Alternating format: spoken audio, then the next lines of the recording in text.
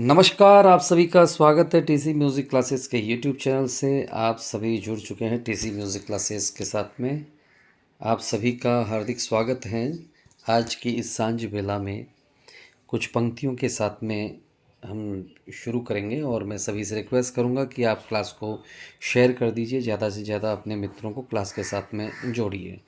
और ये क्लास आप सभी के लिए फ़ायदेमंद है। UGC NET, RPSC, MP mains exams और भी जितने भी एग्ज़ाम्स होते हैं उन सभी के लिए बहुत ही फ़ायदेमंद है। यूट्यूब पे जाइए और सर्च करिए TC music classes mock test series. आज टेस्ट नंबर है 4, यानी कि 50 प्रश्न आपके साथ में आते थे इंटू 4। 200 प्रश्नों को हम मान करके चलते हैं, लेकिन फिर भी जितना हो सकता है आपके लिए हम करवाने की कोशिश करते हैं। ठीक है, तो ये है मॉक टेस्ट सीरीज़ और सीरीज़ में आप सभी का स्वागत है। सीरीज़ संख्या 4 आज आपकी स्क्रीन पे है। तो कहा यह गया है कि कभी ना कहो कि दिन अपने ख़राब है, कभी ना कहो कि दिन अपने ख़राब है, समझ लो कि हम कांटों से गिर गए गुलाब है। समझ लो कि हम कांटों से गिर गए तो गुलाब है। रखो हौसला वो मंजर ही भी आएगा, रखो हौसला वो मंजर भी आएगा, प्यासे के पास चलकर समंदर भी आएगा, प्यासे के पास चलकर समंदर भी आएगा। पंक्तियाँ बहुत अच्छी हैं, तो इसलिए मैंने कहा आप सभी के साथ में साझा करनी चाहिए। फिर से मैं दोहराना चाहूँगा कि कभी ना कहो कि दिन अपने ख़राब है, समझ लो कि हम कांटों से गिर गए गुलाब है। रखो हौसला वो मंजर भी आएगा, प्यासे के पास चलकर समंदर भी आएगा। थक कर ना बैठो ए मंजिल के मुसाफिर, थक कर ना बैठो ए मंजिल के मुसाफिर, मंजिल भी मिलेगी और जीने का मज़ा भी आएगा। मंजिल भी मिलेगी और जीने का मज़ा आएगा। तो दोस्तों हो जाइए तैयार, उठ जाइए और लग जाइए धुआंधार तरीके से फैला दीजिए क्लास को आग की तरह। तो बिना विलंब करते हुए पहला प्रश्न आपके स्क्रीन पर सभी गुणीजनों का बहुत बहुत स्वागत, बहुत बहुत अभिनंदन। और सभी जो संगीत रसिक जन हैं उन सभी का मैं आपके अपने चैनल टीसी म्यूज़िक पे हार्दिक अभिनंदन करता हूँ। पहला प्रश्न आपकी स्क्रीन पे, कल हमने 25 प्रश्न किए थे, 25 प्रश्नों को आगे मैं बढ़ा रहा हूँ। 26वां प्रश्न आपकी स्क्रीन पे है।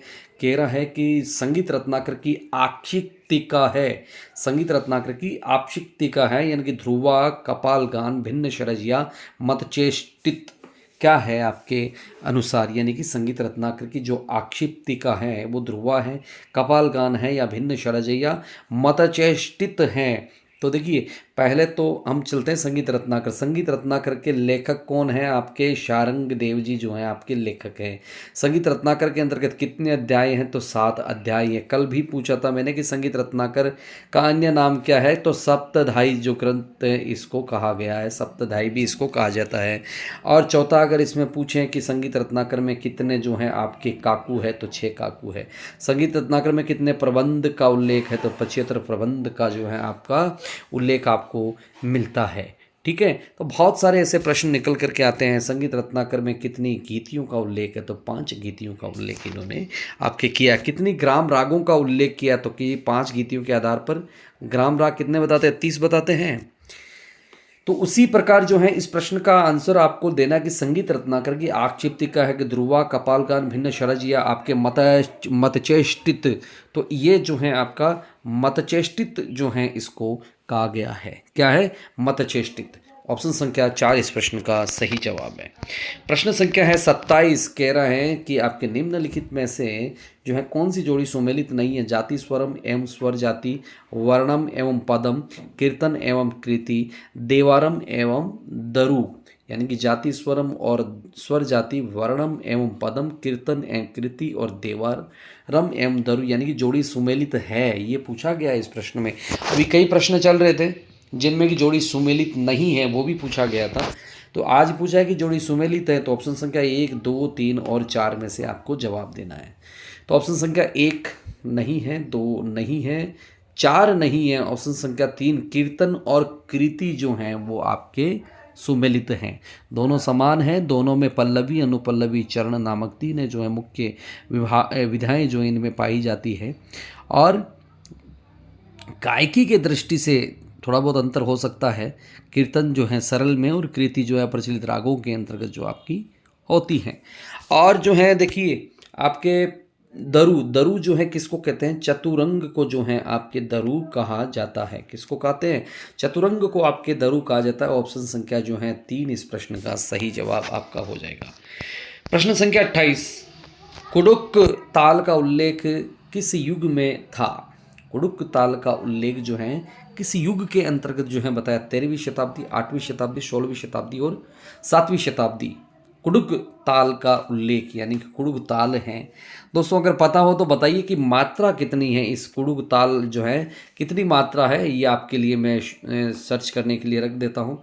और इसका जो उल्लेख है वो आपके 13वीं शताब्दी में जो है होना बताते हैं, कुडुक ताल का उल्लेख। ठीक है, चलिए बढ़ेंगे नेक्स्ट प्रश्न के लिए। प्रश्न संख्या आ रहा है आपके स्क्रीन पे 29, यति के भेद माना जाता है। यति के कितने भेद? त्रिविध, चतुर्विध, द्विविध या पंचविध?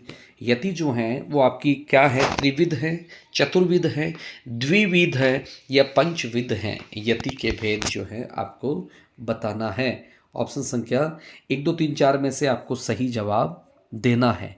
चलिए, वेरी गुड, वेरी नाइस। बहुत कंटेस्टेंट का जो है जवाब बहुत अच्छा आ रहा है।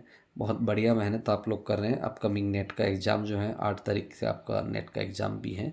तो त्रिविध, चतुर्विध, द्विविध या पंचविध जो है आपको बताना है क्या इसका सही आंसर होगा। तो यति के लिए क्या आता है? पंचविध। पंचविध जिन्होंने दिया है आपका ऑप्शन संख्या डी, उन सभी का सही आंसर है।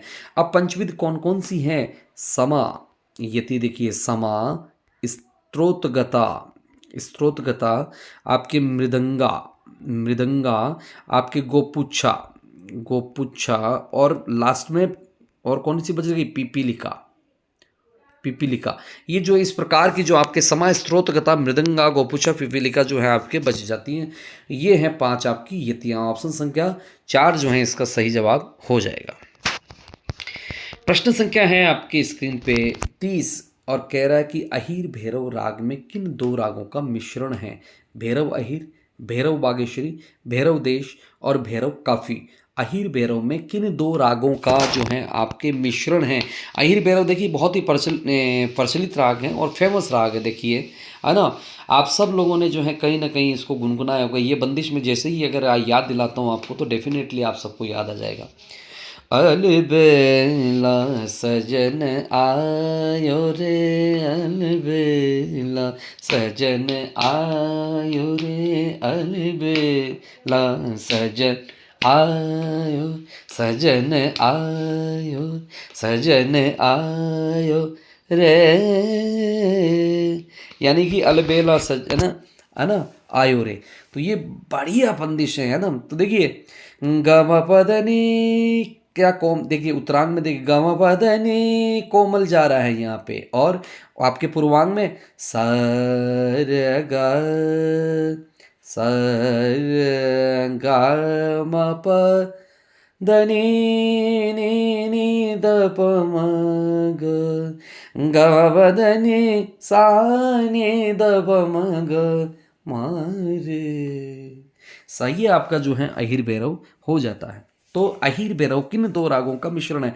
तो पूर्वांग में मेरे प्यारे मित्रों क्या है? पूर्वांग में है आपके भैरव, पूर्वांग में भैरव है। तो उत्तरांग में क्या हो जाएगा? उत्तरांग में हो जाता है गव पदनी कोमल। तो काफी जो है आपका होता है।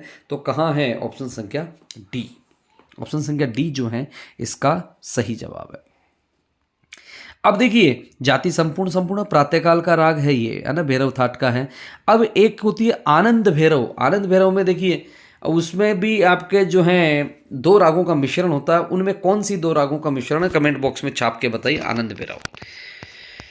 प्राचीन काल में संगीत के सैद्धांतिक पक्ष को कहा गया है। लक्ष्य, सिद्धांत, शास्त्र और लक्षण। प्राचीन काल में संगीत के सैद्धांतिक पक्ष को कहा गया है। क्या कहा गया है? क्या लक्ष्य कहा गया है, टारगेट, या सिद्धांत, या आपके शास्त्र, या आपका लक्षण? क्या कहा गया है?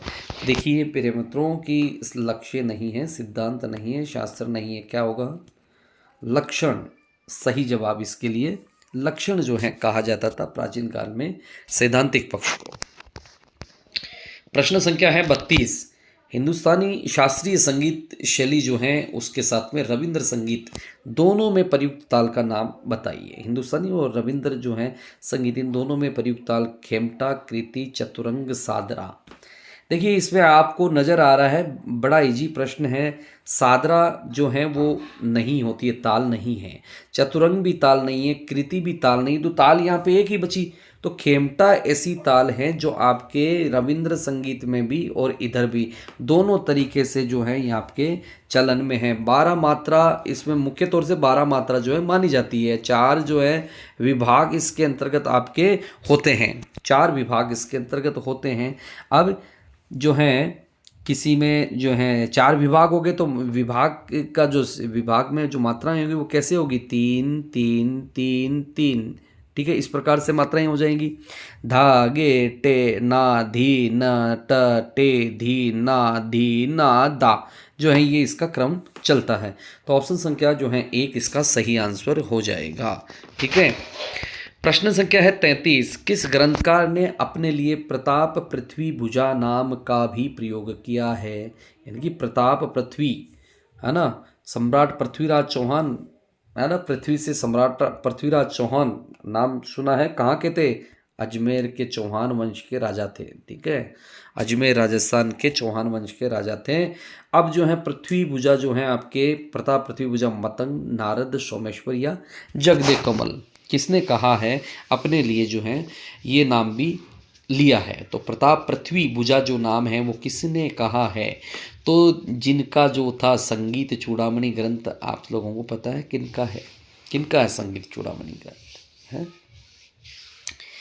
तो जो है आपके इस प्रश्न का जो सही उत्तर होगा वो क्या होगा? जगदे कमल। क्या हो जाएगा? जगदे कमल जो है इस प्रश्न का एकदम सटीक जवाब आपका हो जाएगा। मतंग जो है कौन से ग्रंथ वाले हैं? बृहदेसी ग्रंथ वाले। नारद जो हैं आपके नारदीय शिक्षा, और आपके क्या हो जाएगा? संगीत मकरंद भी हो जाएगा। सब नारद हैं ये। ठीक है, चलिए बढ़ेंगे नेक्स्ट प्रश्न के लिए। प्रश्न संख्या आपके स्क्रीन पे आ गया 34। 5 वाद्य प्रकारों को पंच महाशब्द किसने कहा है? पार्श्वदेव, जगदे कमल, नान्यदेव और शारंगदेव। इनमें से आपको सही जवाब देना है। 5 वाद्य प्रकारों को पंच महाशब्द किस विद्वान ने जो है आपको कहा है? किस विद्वान ने जो है कहा है? हैं? पार्श्वदेव, जगदे कमल, नान्यदेव और शारंगदेव, ये प्रश्न है। तो जवाब जल्दी से आना चाहिए, है ना। गोली की रफ्तार से पड़ोसी के घर के सामने से क्लास को क्या करना है? क्लास को क्या करना है? लहरा दीजिए थंब।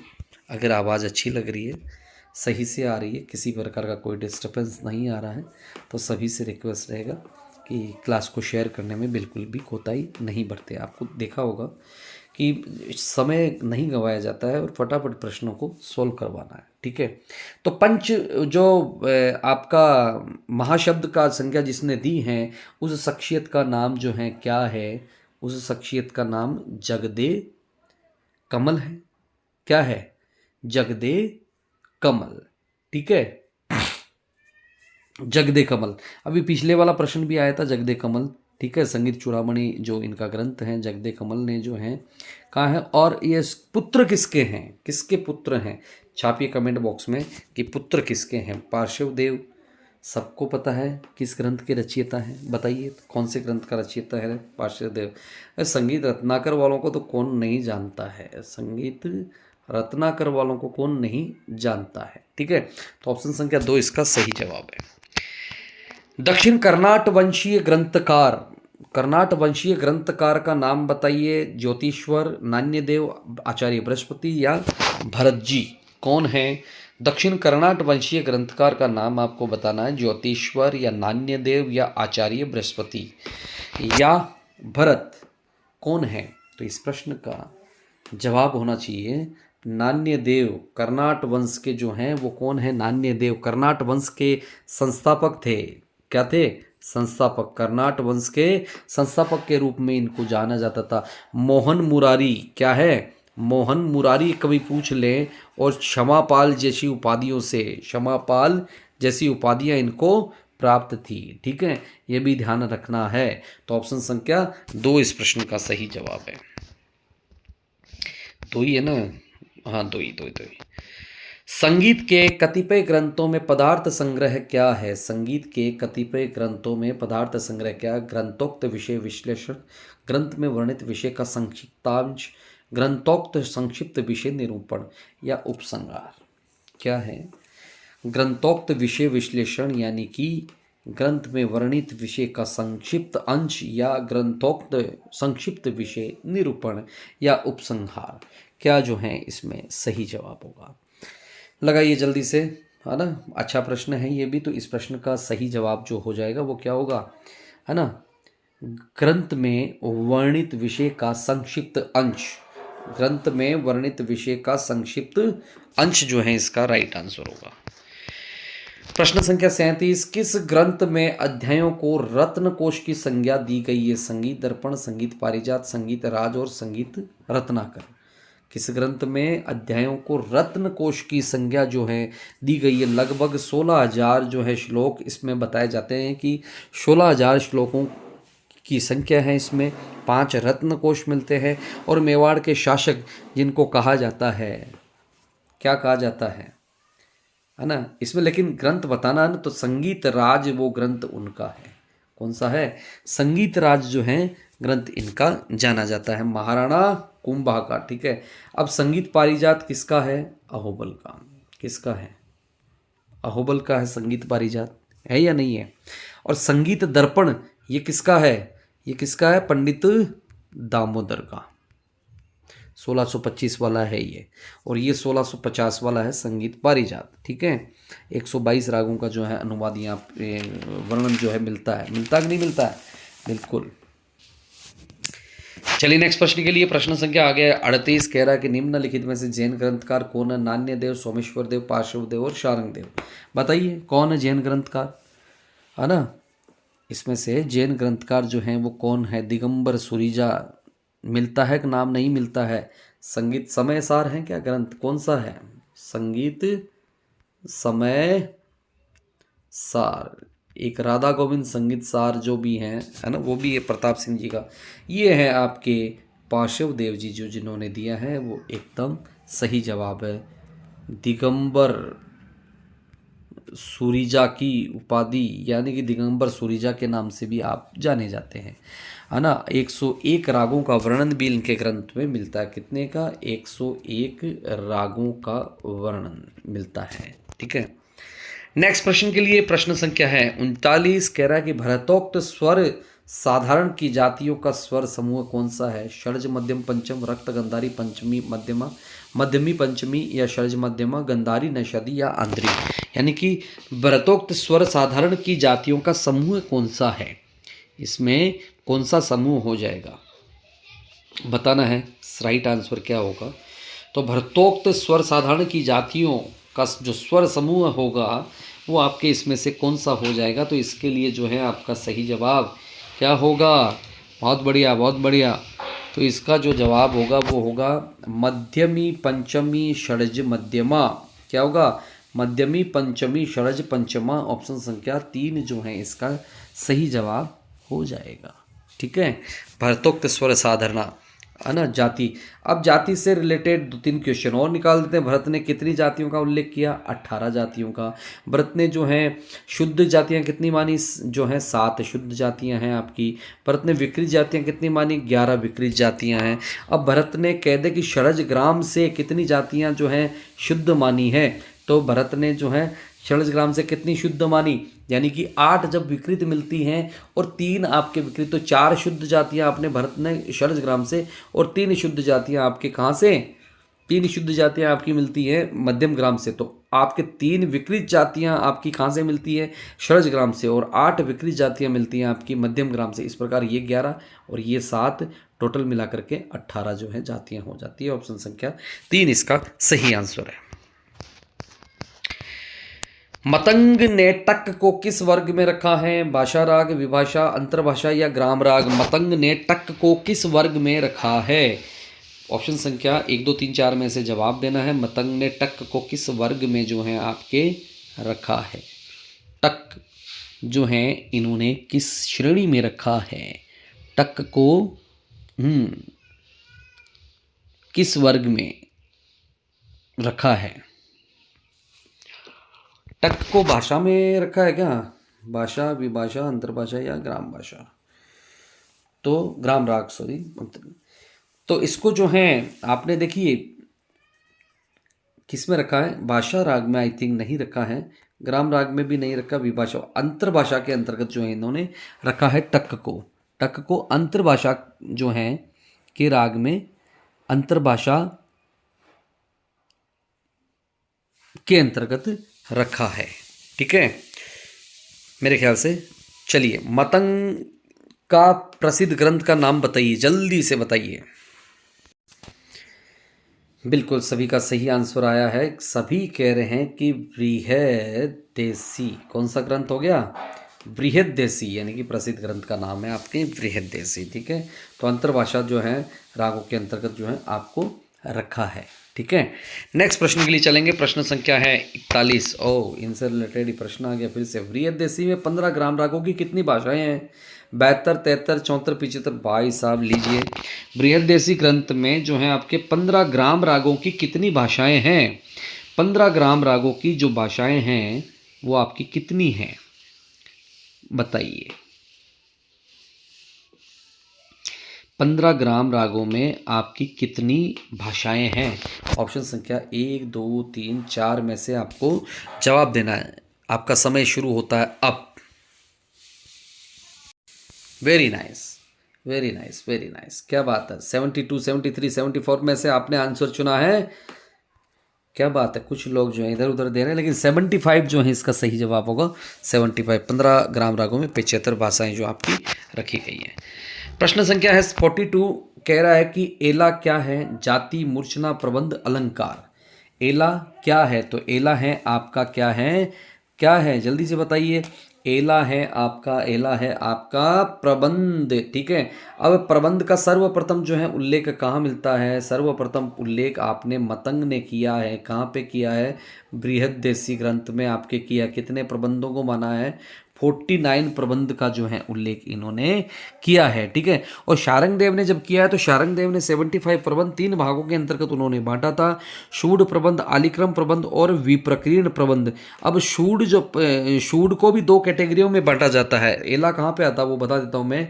जो आपका शूड प्रबंध है ना, शूड जो प्रबंध है इसको भी 2 कैटेगरियों में बांटा। आपका शुद्ध सूड और सालग सूड। तो ये जो है आपका एला किसके अंतर्गत आता है? एला आता है आपका शुद्ध शूड के अंतर्गत। ठीक है ना, शुद्ध एला, करण, ढेगी, वर्तनी, झोंबड़, ये जो है सब के सब किस में आएंगे? शुद्ध शूड के अंतर्गत जो है आपके आते हैं। आई थिंक 7 है ये। तो ऑप्शन संख्या 3 जो है इसका सही जवाब हो जाएगा। मानसोल्लास के रचयिता सोमेश्वर देव के पुत्र का नाम क्या है? विक्रमांक देव, भूमल, जगदे, कमल, हृदय नारायण देव। यानी कि इनसे रिलेटेड काफ़ी प्रश्न आ गए हैं आज। यानी कि पहले प्रश्न जो है पेपर आप ग्रंथों को पढ़ते हैं तो ग्रंथों को बहुत अच्छे से ध्यान से सावधानी से पढ़ना है, ये भी ध्यान रखना। तो मानसोल्लास के रचयिता कौन है? देखिए, एक ही प्रश्न में 2 जवाब। मानसोल्लास के रचयिता कौन है? आपके सोमेश्वर देव। अब कह रहे हैं कि सोमेश्वर देव के पुत्र कौन है? सोमेश्वर देव के पुत्र जो हैं कौन हैं? जगदे, कमल। अभी अभी पीछे पीछे मैंने पूछा ही था कि इनका जो है पिताजी का नाम क्या है, तो आपने बताया भी था।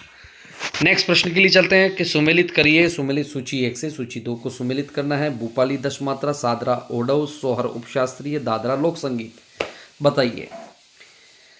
सारे ग प दा ब ग रे सा ध सा रे ग ग रे ग प ग ग प सा रे ग ग प द प ग प द प ग प ग री सा। ये भूपाली है क्या? तो भूपाली आपका ओडव जाति का राग है। बिल्कुल 2 मिलाइए। सबको अपना ऑप्शंस नहीं है इसमें, तो आप अपना आंसर लगाइए।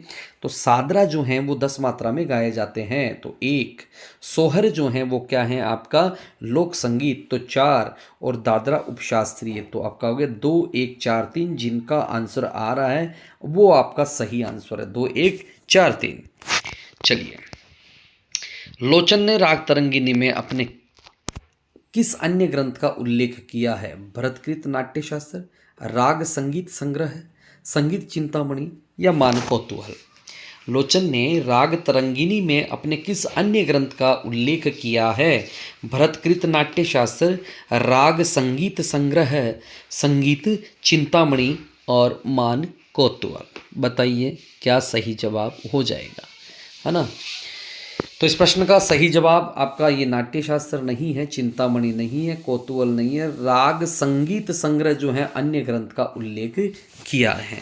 ठीक है, मान कौतूहल के लेखक कौन है? मान कौतूहल के मानसिंह तोमर, मानसिंह तोमर साहब जो हैं आपके, इनके लेखक हो जाएंगे। अब नाट्यशास्त्र का सबको पता है, चिंतामणि के लेखक कौन है? बताइए, संगीत चिंतामणि के लेखक कौन है? जल्दी से कमेंट बॉक्स में छाप करके बताएंगे। प्रश्न संख्या है 46, किस ग्रंथ समूह में अध्यायों की संज्ञा प्रकरण है? बहुत बढ़िया प्रश्न। संगीत रत्नाकर, राग तत्व विदो, चतुर्दंडी प्रकाशिका, नाट्यशास्त्र, नारदी शिक्षा या आपके संगीत दर्पण, संगीत चिंतामणि, संगीत विशारद, संगीत संपदा विशारद और राग विज्ञान और प्रवीण। क्या ग्रंथ होगा? प्रकरण देखिए कि संगीत रत्नाकर में तो पक्का प्रकरण है, और दंडी यानी कि चतुर्दंडी में भी प्रकरण ही है, तो राग तत्व विबोध को क्यों छोड़ते हैं, उसमें भी प्रकरण ही है। तो ऑप्शन संख्या 1 जो इसका सही जवाब हो जाएगा। नेक्स्ट प्रश्न के लिए 47 कह रहा है कि राग रागिनी और पुत्र राग का वर्गीकरण किसके द्वारा किया गया? लोचन जी के द्वारा, पुंडरीक विठल के द्वारा, रामामात्य के द्वारा और अहोबल के द्वारा। अब यहाँ नारद जी को डाल दिया जाए, फलाना जी को डाल दिया जाए, तो मतलब रायता फैल जाए। फिर कहेगा नहीं सर ये कैसे होगा, ये तो हो ही नहीं सकता। तो यहाँ पे देखिए कई लोगों ने जो है अपने अपने सिद्धांतों के अनुसार अपने अपने हिसाब से भी जो है अपने अपने ग्रंथ में बताए हैं। अब जो कभी कभार कोई आंसर ऐसा लगता है ना कि यार ये तो नहीं होगा, अब ऑप्शंस के हिसाब से आपको जाना पड़ेगा। कल भी एक ऐसा प्रश्न था चतुष्टय वाला, तो इसमें देखिए उससे पहले अपन ने जब सोल्व किया था तो रत्नाकर के साथ चले थे, उससे बाद में आया जब हम नारद के साथ गए थे। तो क्योंकि ऑप्शंस के अकॉर्डिंग हमको जाना पड़ेगा, जो ऑप्शंस क्या कह रहा है उसके अनुसार चलिए। ठीक है, आपके 2 नंबर जो है प्लस करना है, माइनस नहीं करना है। ठीक है, मेरा मानना ये है। तो इस प्रश्न का सही जवाब क्या हो जाएगा? 47 का सही जवाब कितने लोगों ने दिया? 1 2 3 4 5 6 7। ओहो वेरी गुड। पुंडरीक विठल जो है इसका सही जवाब है। पुंडरीक विठल, रागमाला में रागों का वर्णन, ठीक है, किया कि नहीं किया है? राग रागिनी पद्धति के अनुसार, ठीक है। हाँ, भैरव हिंडोल देश का श्री राग शुद्ध जो है नाट नट नारायण, ये जो है इन्होंने, है ना, 5 रागिनियाँ और 5 रागों के जो हैं इनके 5 जो हैं पुत्र रागिनियाँ और 5 पुत्र भी इन्होंने जो है आपके बताए हैं। तो ऑप्शन संख्या 3 जो है सही जवाब, 2 समाप्त कीजिएगा, 2 सही जवाब है। 48 कह रहा है कि आपका विरूपाक्ष द्वारा रचित ग्रंथ हैं ताल चंद्रिका, आनंद संजीवन, ताल लक्षणम, संगीत सारोद्वार। विरूपाक्ष हैं उनके द्वारा रचित कौन सा ग्रंथ है? तो विरूपाक्ष जी का 4 3 2 तो नहीं है, ताल चंद्रिका जो है विरूपाक्ष जी का ग्रंथ है। ठीक है, नेक्स्ट प्रश्न है, अभिनव भट्टाचार्य किस ग्रंथकार का घोतक हैं? अभिनव भट्टाचार्य जी, और बाबा रे, अभिनव भट्टाचार्य यानी कि भरत, महाराणा, कुंभा, कोहल और अभिनव गुप्त। अभिनव भट्टाचार्य, तो ये जो है किसके घोतक? अभिनव भट्टाचार्य आपके, हाँ, किसके हैं? महाराणा कुंभा। महाराणा कुंभा जो है इसका सही जवाब होगा। प्रश्न संख्या 50 कह रहा है कि गंधार ग्राम को कश्मीर में प्रचलित किसने कहा है? कि गंधार ग्राम कश्मीर में प्रचलित महाराणा कुंभकर्ण, महाराजा मानसिंह, महाराजा नान्यदेव, महाराजा हरि सिंह। किसने कहा? हरि सिंह आपको पता हो तो कश्मीर के महाराजा रहे हैं। ठीक है, तो इसमें किसने कहा है? तो इसमें आपके किसने कहा है गंधार ग्राम को कश्मीर में प्रचलित? जो शख्सियत ने कहा है वो है महाराजा कुंभकर्ण, यानी कि कुंभकर्ण जी जो हैं उन्होंने आपके कहा है। ठीक है, तो दोस्तों 50 प्रश्न आगे 25 प्रश्न आप सोल्व कर चुके हो, और आप लोगों की अगर क्लास अच्छी लग रही है तो क्या करना है, क्या करना है, और आफ्टर द क्लास आपका जो है फीडबैक क्या देना है? फीडबैक भी जो है आपको देना कि क्लास आपको कैसी लगती है, क्लास आपके लिए कितना हेल्पफुल है। अभी क्लास समाप्त नहीं हुई है, अभी 5 प्रश्न और बाकी है। ठीक है, चलते हैं नेक्स्ट प्रश्न के लिए। 11 मात्रा की कौन सी ताल है? 11 मात्रा की ताल कुंभ, रुद्र, अष्टमंगल और उपरोक्त सभी। कौन सी ताल है इसमें से 11 मात्रा की? 11 मात्रा की ताल जो है इसमें से कौन सी है, बताइए। 11 मात्रा की ताल देखिए, कुंभ भी है, रुद्र भी है, अष्टमंगल भी है, उपरोक्त सभी इसका आंसर होगा। अब देखिए अष्टमंगल से रिलेटेड थोड़ा मैं बता देता हूँ। अष्टमंगल जो हैं उसमें आपके 11 की भी हैं और 22 मात्रा की भी हैं। तो अकॉर्डिंग टू ऑप्शन हमको काम करना है। तो यहाँ पे हम 11 मात्रा में इसको मान रहे हैं, तो उपरोक्त सभी इसका सही आंसर हो जाएगा। ठीक है, ये ध्यान रखना है। चलते हैं नेक्स्ट प्रश्न के लिए। प्रश्न संख्या है आपके स्क्रीन पे 52। ताल दीपिका 1 से 4 भाग के लेखक कौन है? पंडित मनु मृदंगाचार्य, पंडित रामशंकर दास, गिरीश चंद्र श्रीवास्तव या प्रोफेसर सुधीर वर्मा जी? कौन है इसके लेखक, है ना? रामशंकर दास जी, कल ही नाम पूछा था ना, पागल दास जी आपके पखावज वादक, है ना? बिल्कुल। ताल कोश या ताल प्रभाकर पूछे तो क्या लगाना है? गिरीश चंद्र श्रीवास्तव जी। तो कौन बच जाते हैं? मनु जी मृदंगाचार्य जो हैं ताल दीपिका के जो हैं आपके लेखक हैं, राइटर हैं। प्रश्न संख्या है 53 और कह रहा है कि सूची 1 से सूची 2 को सुमेलित करें। पंडित किशन महाराज, कुमार बोस, अल्लाह रखा छोटे लाल जी, ज्ञान प्रकाश घोष जी, पंडित योगेश शमसी जी, अनोखे लाल जी और आनंदो चटर्जी जी। कौन है इनमें से? सुमेलित करना है। क्या पिता पुत्र या शिष्य जो भी हैं इनको सुमेलित कर दीजिए। शिष्य परंपरा में होंगे, एक साइड में गुरु हैं, दूसरे साइड में शिष्य परंपरा है। तो इनमें क्या होगा? देखिए पंडित किशन महाराज, तो क्या हो जाएगा? पंडित कुमार बोस, पंडित कुमार बोस, किशन महाराज जी का कुमार बोस, बनारस घराना 1। अल्लाह रखा खां साहब का योगेश शमसी जी 3, 1 3 पटियाला ने पंजाब घराना।